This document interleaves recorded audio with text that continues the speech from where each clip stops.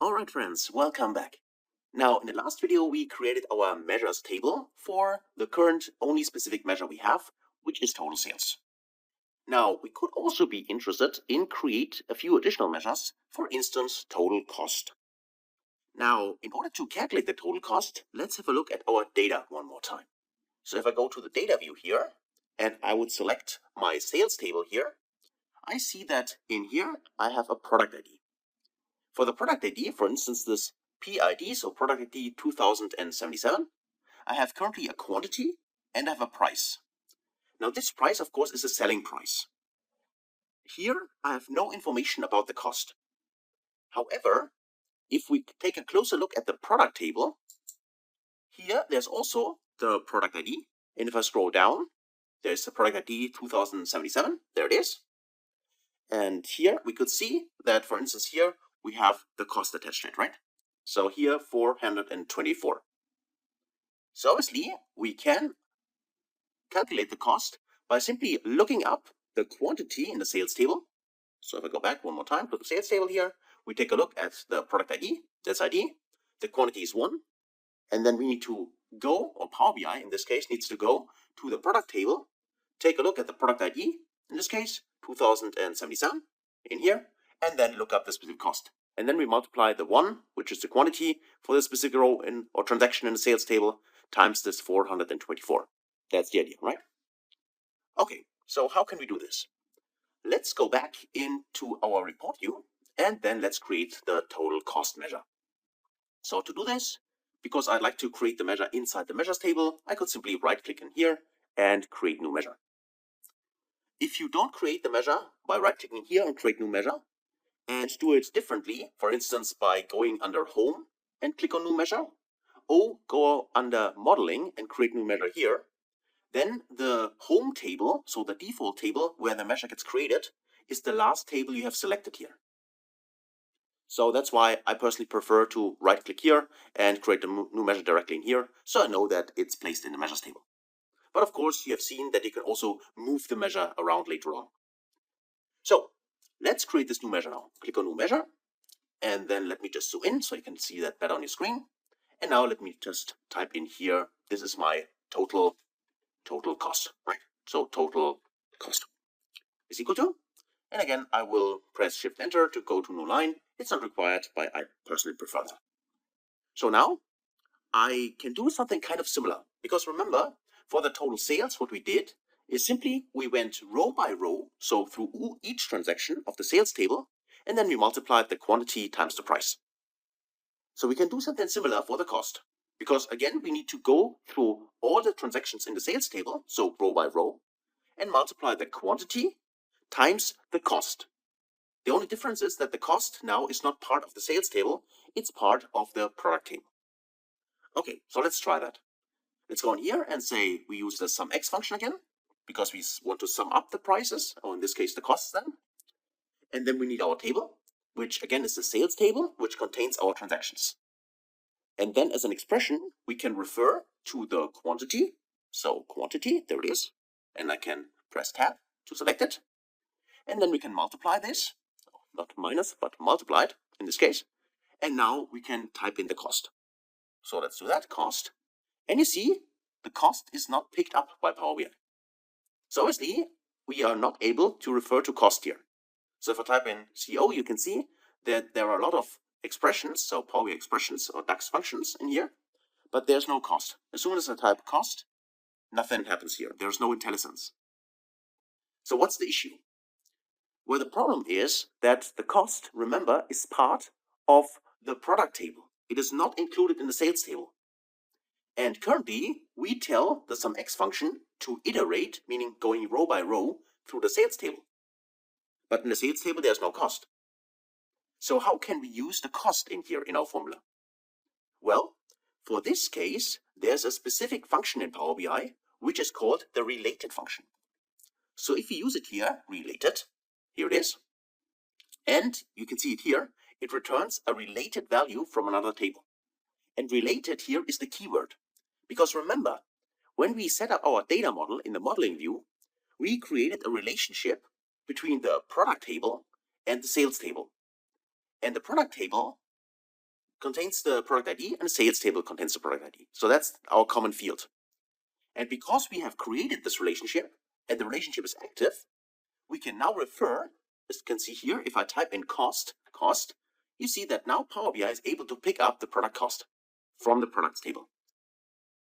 So if I tap that and I close parentheses, so now we have our expression. So we go each row in the sales table, so row by row, we iterate over it, we take a look at the quantity in the sales table, and for each of the sales, we use the related item from the product, and there we refer to the cost column. And this can be done because we have created our relationship upfront. That is why, again, it is so crucial to have your data model set it up correctly and the relations are in place. So now, if I just press enter, or I can click this checkbox here, check mark, then now we have our total cost. And now the measure is also there. And now, of course, we would like to see this maybe in our view. So if I go in here, and now I tick this, total cost, click on it. Now you see we have here also our total cost attached to it. Of course, they are currently not formatted correctly. So you can go select the total cost in here and say this is also, for instance, a US dollar amount. Or another currency. If you want to pick another currency in here, you can do that as well. So let me tick this option here. And then you see that now the formatting has changed. And now we can see here the total cost as well. So that's how that works. So now we have calculated our total cost as well. And I think we could create a few additional measures. For instance, now we have the sales numbers, we have the costs attached to it. So why not calculate, in this case, the profit, right? And in this case, I keep it simple. The difference between sales and cost is simply the profit. Okay? So let's do that. So let's then right click on the measures table, right click here, and say, again, we want to create a new measure. So there's our measure, and let's call it simply total profit. Okay, total profit is equal to Shift Enter for the new line in case you want to do that. And now we can calculate our profit. And as I said, it is simply the difference between the sales and the cost. And the interesting thing is now, of course, because we already calculated the total cost and the total sales, we can refer to those measures. So a measure, like in this case our total profit, can be defined by referencing other measures, like total cost and total sales. So that means I can simply type in total, and you can see there it is, total sales. And then I can subtract, so minus, in this case, total cost, like that. And those measures always have a purple color to it. That's normal. That's just a visual indicator in Power BI. So, and this is our total profit. So let's press enter to evaluate it. And now we got our total profit here as well. And also let's just quickly check whether it works. So let me make this smaller. Let's make this a little bigger. So make this even bigger and drag this a little bit to the side like that. So we got a little bit more space. So let's also put this inside. So go inside our table and then also add the total profit. Let's go here. Let's do that. And also, of course, we'd like to format this. Go one more time in here and format it. And now we got our total profit. So this value minus this value, it equals this value. And this is true here for all the different kinds of products. Okay. So that's actually the second calculation. So our total profit. And let's maybe finally for this video also create a third calculation, which is the profit margin. And the profit margin is here simply the profit divided by the total sales. So let's do that. Of course, feel free to pause the video and do it yourself if you want. Otherwise, let's do it together. Click on, in this case, currently I have the measures table selected, so I could also create new measure in here. And you see that now the measure also gets created inside the measures table directly. So in here, and call this maybe profit margin. So go in here and rename it. So profit margin is equal to, and I say for the profit margin, it's simply the total profit divided by, in this case, total sales. Here we go. So this would work. However, as a tip from my side, as a best practice tip, you normally, when you do any kind of division in Power BI, you don't do it like that. The reason why you don't do it this way is it could be the case for whatever kind of reason. In this case, it's quite unlikely. But if you do any kind of division in Power BI, it could be the case that your denominator here is 0. And if that's the case, then you get a division by 0 error. You probably are familiar with this from, for instance, Excel, right? And in order to avoid this, there is a special function in Power BI which is called divide. So instead of using this slash here to divide those two values, we could say in here, go up here and call divide. There it is.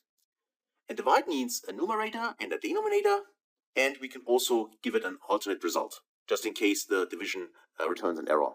That's the third argument here, which we can specify. It's optional because it's in brackets here, but you could specify something else if you want. You can see here it's called save divide function with the ability to handle divide by zero case. That's the case, and that's why this is best practice to use divide instead of simply using the slash. So it means we have our numerator, which is in this case the total profit.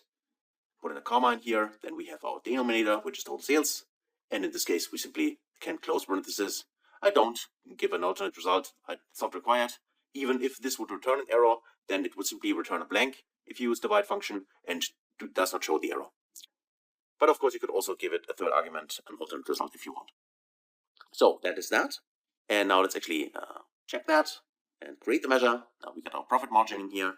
And now let me actually select this visual first and also select the profit margin first. Let's actually convert this to a percentage value. Click on display value as percentage for this column. Here you can specify how many decimal numbers you want to have. 2 is the default value.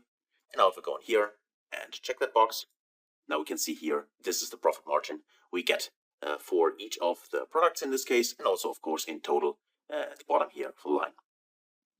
And this is actually it for creating our first measures in Power BI. So, so far so good. And just in case, I hope you can see the values in here and they're not too small. In case they are, of course, we could always go inside the formatting option here. So let me just go to the view option here and go to the format here. And then for our table, of course, inside the value section here, we could, of course, increase the font size and make this bigger if you want to do that. But hopefully you were able to see this. And of course, if you followed along, which I really hope you do, then of course you have it in front of you as well, even during the video or after you have watched the video. So that's it for this video. So thanks a lot for watching and for participating. And otherwise, hopefully see you in the next video. Until then, best guys.